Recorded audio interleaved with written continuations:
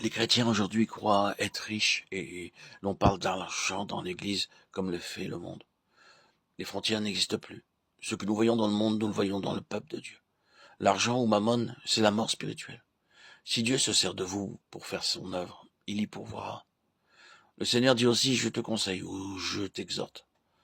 Nous remarquons la sagesse et la bonté de Dieu. Il ne dit pas que je t'ordonne, mais je te conseille. Tu peux encore accepter ou refuser. Mais à ta place, voilà ce que je ferai. Maintenant, c'est à toi de choisir. Achète de l'or. L'or représente la foi et la foi ne s'achète pas. Il parle d'acheter de l'or parce que la foi est d'un coût très élevé. Pour devenir des gens de foi, il faut marcher, vivre dans l'esprit. On ne peut pas séparer la foi et la marche dans l'esprit. Lorsque nous décidons par nous-mêmes, nous n'avons pas besoin de foi, ni du Saint-Esprit. Je décide, je prie et j'agis. C'est ainsi que se font les choses aujourd'hui. Et voilà comment les chrétiens font l'œuvre de Dieu. On ne sait pas ce qu'est la foi. La foi vient de Dieu. Littéralement, c'est la foi de Dieu. Pour vivre par la foi de Dieu, il faut vivre par la vie de Dieu. Parce que la foi est dans cette vie et non pas dans la nôtre. La foi est inséparable de la marche par l'esprit. C'est pourquoi cela coûte. Selon 1 Pierre 1, verset 7, afin que l'épreuve de votre foi, nous serons donc éprouvés et testés. Soyons des gens réfléchis et laissons le Seigneur nous déclarer qui suis-je, un lévite ou non. Si je n'en suis pas, est-ce que je veux le devenir et être la récompense du Seigneur? Est-ce que je veux vraiment suivre le Seigneur? On ne peut pas répondre du bout des lèvres.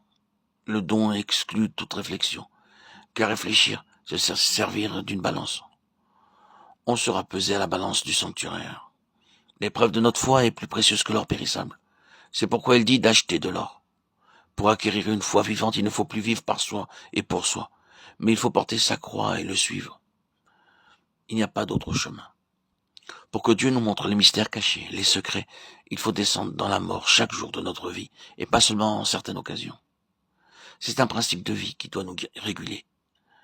C'est ainsi que nous arriverons au but, que nous deviendrons des fils, des Lévites, ceux du temps de la fin, les vainqueurs, les fils, ceux qui suivent l'agneau.